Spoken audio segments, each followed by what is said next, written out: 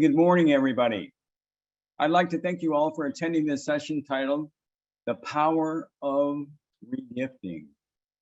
And when you think about, I'll get my present there, regifting, I want everyone to just kind of take a step back in time when you were growing up.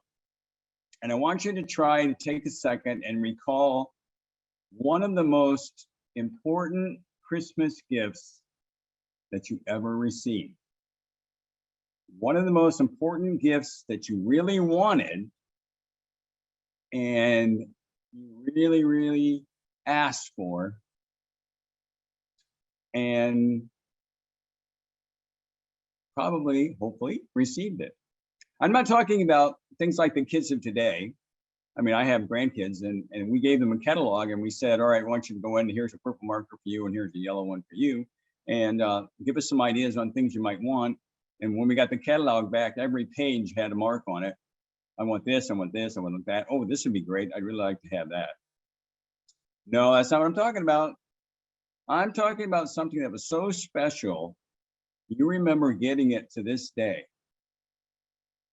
For me, you're gonna laugh, but back when I was growing up as a kid, James Bond was real big in our neighborhood and real special. Anyway, they had a toy developed. It was called a Secret Sam 007 briefcase. And this briefcase had special features like in the handle, you can take a picture without anybody knowing it. And it had the other side of the handle, you pushed it down and a knife came out. And you flipped the handle around and it fired plastic bullets. Let's see, what else did it do? And, oh, it also sent messages. You had them in a piece of paper and you put it in this little tube and it would shoot it out the other side of the briefcase.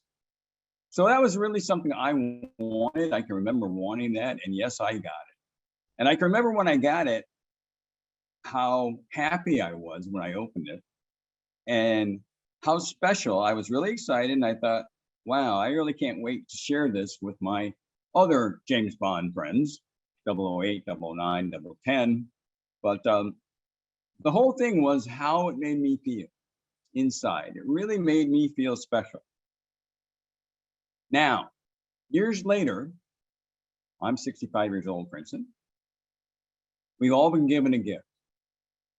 And it's just as special as that one gift way back when we were kids. But we have to think about it because sometimes we just kind of skip over it and forget all about it. And I'm wondering if anybody out there knows what I'm talking about. How special? Well, I'll give you the answer. The answer I was looking for is the day you became a lion. The day you became a lion, I hope, made you feel very special. Now, I'm not talking about the day you were sworn in, as even in the opening presentation that Douglas Alexander does. I'm talking about your aha moment. The service you provided where you assisted someone in need or that made you feel so special inside, you knew why you were a lion. It was another special moment. Becoming a lion, like I said, is a gift like no other. Yet, as special as the gift is, we all have the opportunity to make this gift move up to a higher level. And you may be wondering, well, how can we do that? And I would say to you, by regifting your membership, offering your membership of being a lion to someone else that we can build their pride. It'll also help us build our inner pride. And it'll make that feeling of being a lion for us even stronger. So how do I regift my membership? Maybe that might be the question you're asking. You know, everybody talks about memberships, been going on for years and years and years, hasn't changed. Here's the thought. We can start off by offering a membership to people we know. And when I say people we know, I mean people that are very close to us or very special to us. Not just friends or acquaintances. I'm talking about people that are close to us that we care about, and people that have seen a change in us. By being a lion, they have witnessed maybe some of the services that we've done, or maybe they even helped us with something that was done, and they saw how very special the idea of becoming a lion is to us. Now, that person that you're maybe thinking about is could be a relative, one hopefully you get along with. Could be a child, a niece or nephew, or a person that is somehow very special to you, like I was saying, that you enjoy being around, and you would like them to consider becoming a lion and sharing some time together with you. Now, for me, I can remember I had my nephew, Tyler, become a lion. I helped him, and he joined the Richmond Gull Lake Lions Club. He was one of the youngest members of that club.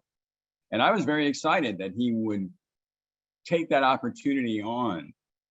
And that's when I quickly learned that becoming a lion as a young person has its own challenges when you're moving into a club full of senior lions. Very challenging. But again, it was very rewarding to be able to offer that to him and to him himself and becoming a lion. Now, the next thing that you think about, if you can find that person in your head and in your mind,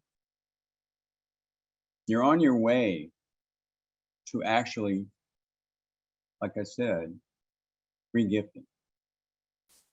Okay. So then you might even get into a little bit more detail with that person, whoever that might be, and talk to them about how you became a lion. Now, for me, I was asked by my father. And to be honest, we didn't get along very well when I was growing up.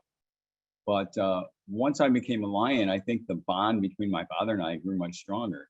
And I can remember when he asked me, I was thinking, gee, here's an opportunity to do things with my father and be even closer than we've ever been before.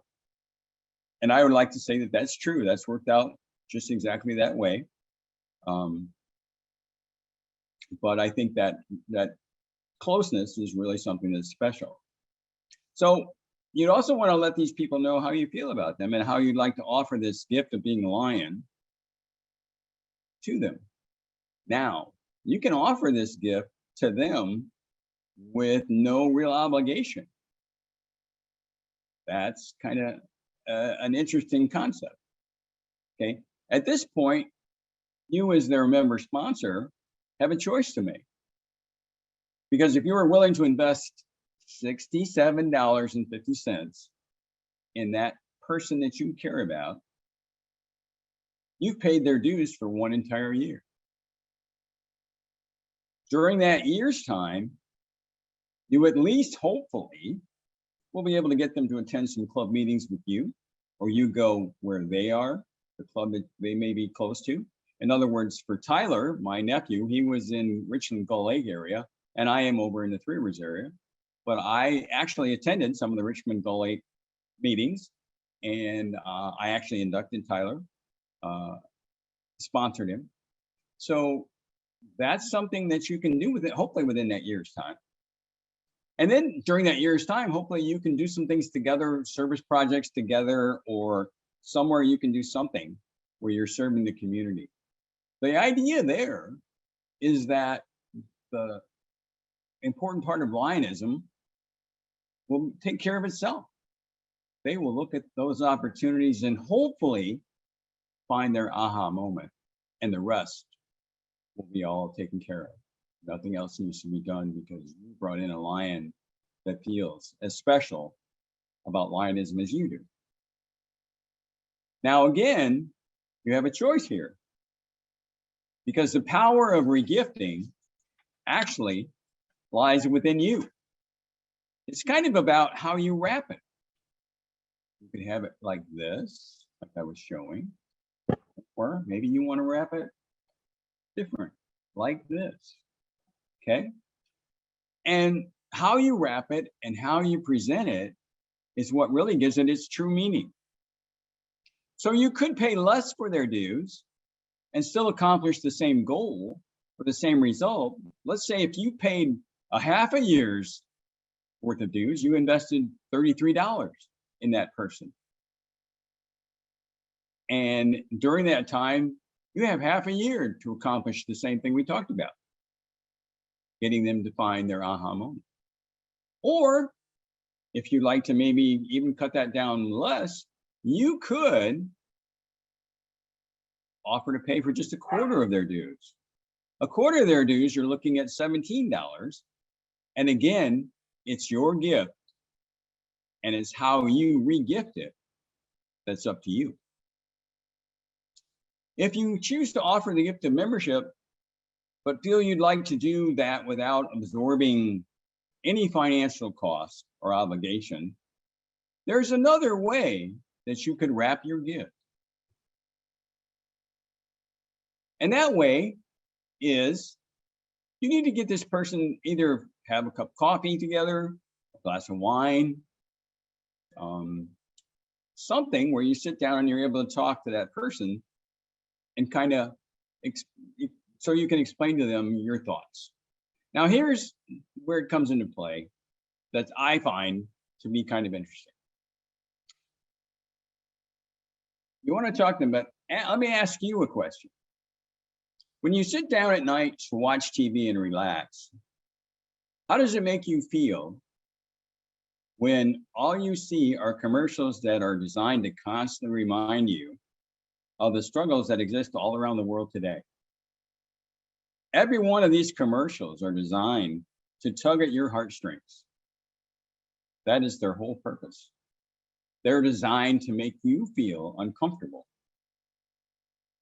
And they're designed to make you feel uncomfortable enough to act, and act now, because that's what they want. So these commercials always end with that catchphrase, with your support or contribution of $19 or $19.95. And it's under 20 because that's a tax issue. I found that out, some of the phone tax. But if you would just become whatever, a supporter for $19 a month, you can take care of all these issues and all their needs. I'm talking like, here's an example. How do you feel when you see the commercial about animals suffering? And you see dogs and cats, or you see dogs chained to a block, or that type of thing. They focus on the animal's eyes because that is so impactful when you see there and look into their face, and you know these animals are hurting, and you can't help with the compassion that we have. You see that, or you feel that. So you see them shivering and shaking, barely able to stand. And this commercial bothers me so much, I change the channel. I can't watch it. But it's doing what it was meant to do. It makes you feel uncomfortable. And then it comes back and it says, for your $19, you'll get a free t-shirt. And maybe a picture of the animal. But again, that commercial is designed to make you feel uncomfortable. Okay. How about watching the St. Jude commercials? I mean, they kind of hit the TV a lot, and they have two people that are their main spokespeople now, Alex and Caleb. And they hit you with this thing. It's not Alex or Caleb, but in the end, somebody says, "Thank you for giving." Okay. Thank you for giving. And they talk about, you can talk to their online operators, and if they're busy, go online. And then it gets out to say that even if you can't give $19, could you give whatever you can give? It's helpful. Very important part. Good idea. But again, it's the same thing. Just your pledge of $19 a month, and they'll send you this adorable blanket. Okay. Trying to get you to act, $19 a month. Then we have all these other ones that kind of pop up. Things like the polar bears. Seen that one where the mom polar bear's got the baby and they're out on the ice and the ice is melting, and that's the whole idea, save the polar bears. Okay. And then the other one that's kind of out now that we see is this baby elephant that can barely stand, and the mom's got his trunk underneath it trying to help it. They're asking you to pledge funds to save the elephants, because we're killing the elephants for their ivory and for their tusks and that type of thing. But for $19, you can save elephants. Okay. Are you kind of getting the drift of what we're talking about? So the other thing that you may see, do you as a person give to the United Way? Some people are forced to through their job or whatever it might be, but they give to the United Way. Or do you give funds to the Salvation Army? Think about how much you give out in funds or whatever is what I'm getting at a year. And then what if I was to tell you that for $67.50, you could become a lion? And as a lion, if you do nothing more than pay your yearly dues, you are contributing to the needs of every one of those $19 heartstring commercials you see on TV. That's pretty powerful to think about. Okay. As a lion, our motto is "We serve." That motto has forced Lions International to step up and address the needs all around the world. Lions support 5 pillars of need worldwide. Number 1 is vision. Number 2 is hunger. So we'll take care of the children that are starving that you see in that commercial. We help do that. Environment. Save the polar bears. What about save the elephants? By making contributions and doing things for the environment, we're doing that as lions. Okay. Pediatric cancer. Caleb and Alex, we're involved in that. It's one of our pillars. Diabetes, another one that we're working on diligently. Okay. But by supporting Lions International and becoming a lion, you're actually taking care or doing your part to take care of some of these issues. And we haven't even talked about what we do in emergency assistance around the world, talking about countries that suffer from floods or maybe hurricanes or tsunamis or tornadoes or areas that have had flash fires and wildfires. You've seen all that in our country. But we work so hard as Lions to try and take care of the needs around the world. $67.50 a year, we help take care of those things. How does that make you feel doing something like that and knowing that, hey, I got that covered, I'm working on that, or I'm doing something about that? Also, understand something. As a lion, our number 1 priority is to serve the needs of the community you live in. Right there, wherever you live and wherever you are, if you're a lion, chances are you'll know somebody that needs some help or could use assistance. What a fantastic feeling you would have knowing that you did something, personally did something to help assist that person with their needs, whatever they might be. So knowing that you, as a lion, can help somebody in need, that is the most positive regifting experience you can offer someone. Think about that. Think about our membership motto. Our membership motto is actually just ask one. As you regift your membership, numbers 2, 3, 4, 5, those all become so much easier. You just have to start and regift and ask one. Think about that. I'd like to want to personally thank you for your time this morning and attending this session on the power of regifting. And I hope you all have had some new ideas, new enlightenment. And from that, I'm going to turn this back over to Past District Governor Wilbert. It's back to you. Thank you, Past Council Chair Jeff. Very informative, as always, presentation that you gave. There are a couple questions here for you. One is, Do you have any experience in your years as Lions, either yourself or as a club, in recruiting and going to the projects that we serve? Like you talked about when we see stuff on TV and how they kind of tug at your heartstrings. What are the avenues out there for maybe visiting one of our projects, whether it's Leader Dog for the Blind or Bear Lake Camp or whatever? Do those projects all welcome Lions to come in and bring guests, like maybe a family member, someone who's not a Lion? I think sometimes if they witness some of the needs out there, that could be another incentive on gifting, as you talked about, Lionism to that potential new member. Without a doubt, that is absolutely true. The projects that we support actually welcome us coming to visit or visiting. And the idea of bringing a potential member, that sounds kind of strange, but it's us pulling at their heartstring. Absolutely.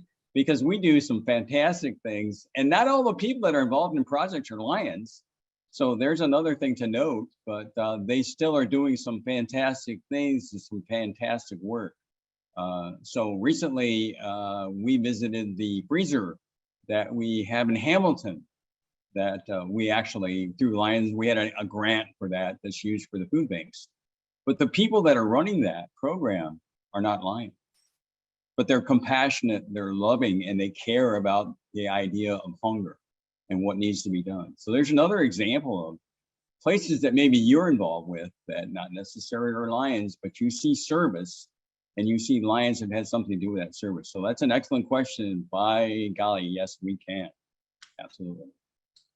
Very good, thank you. And also along the lines of exposing the public, whether it's family, friends, or general, the club's trying to get out in their communities and let people know what Lions are about. What kind of avenues are there for networking that you would recommend as a leading Lion for getting our information and telling people what Lions do? What kind of avenues do we have in a networking system? You know, that's a very good question, because there are, I think that's where I do a lot of talking with our GMT, Brett Barasay, past district governor, about getting the word out. And you know, depends on who you're looking to get, but social media is very, very welcome, a welcome avenue for us to work on and try to let them know what we're about and what we do. Some of the most impactful things that I've seen was I've seen some things put out there about we serve this community, and because of the Lions, this is the things that we do and we have done. But if we weren't here, think about how that impacts the town or the city or the community. And that was really kind of neat, because it helped people see all the things that we do, even with emergency grants or disaster, you know, whether they have a fire in the community or something like that, a house fire or structure fire. And it woke a lot of people up, and that was a very successful campaign that this group did when they did that. It actually woke up some people and got the word out. Other people have tried to do an open house and invite the community to just come in and did a presentation. So there's a couple of different things that you can do, and I welcome anyone to talk to me or anybody, any of the GMTs, about ideas that they're looking for or things that they need. There are tons of things now on the website talking about membership and recruitment that have ideas as well. So there are ideas out there, and the more that we can pool our resources, the better we'll be. Very good. Well, I think that the topic of regifting was creative and concept that you use to talk about membership, something different, because we're always talking about membership and growing and what to do. But I like that idea of gifting. It made me think, what gift did I get when I was a little kid? And then when you swung that into what was my aha moment as a Lion, and now what can I do as a Lion to reach out to other people? I think that's really important. So thank you for that. And I do not see any other questions in the box right now. So I want to thank you, past Council Chair Jeff Mayuiers, for your time and your wonderful presentation. We really appreciate you and appreciate that. And again, thank you for your participation. It was my pleasure. Thank you.